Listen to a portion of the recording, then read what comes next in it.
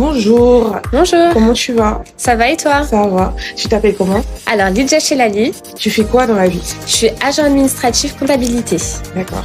dans une entreprise sur Saint-Étienne. Ok. Et qu'est-ce que tu aimes faire dans ton métier?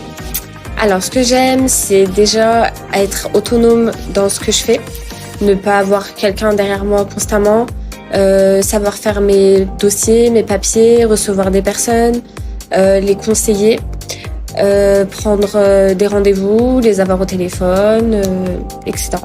Ok. C'est quoi l'erreur la plus dingue que tu as vue durant ton parcours? Non, je dirais que non. Non. Il n'y a pas eu de grosses erreurs. Bon, on fait tous des erreurs, mais des minimes. Enfin, ça n'a jamais impacté l'entreprise ou quoi que ce soit.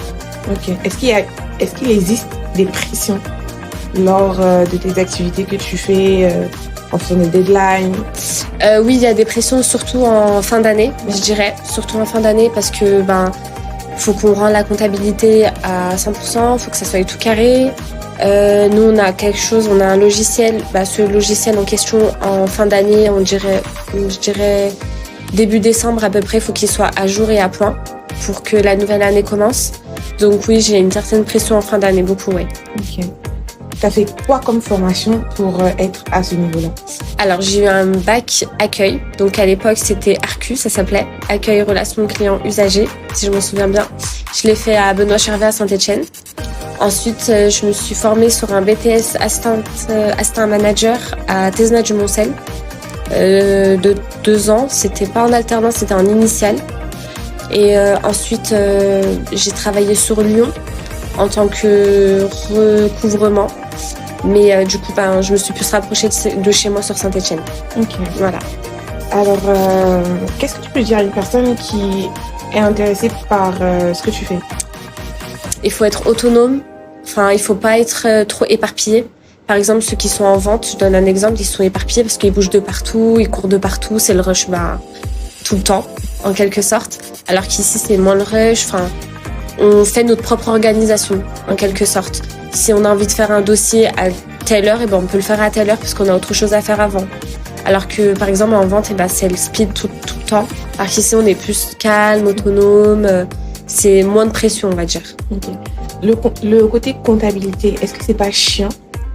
Il y a plusieurs modes de comptabilité. Enfin, moi, je dirais que la mienne, elle est plutôt tranquille, plutôt cool. J'ai de la chance.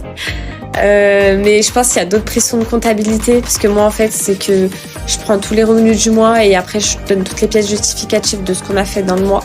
Donc encore, c'est plutôt tranquille, on va dire. Et ça, je le fais tous les 15 jours. Okay. Voilà. Ton métier était un personnage de film. Ce serait qui?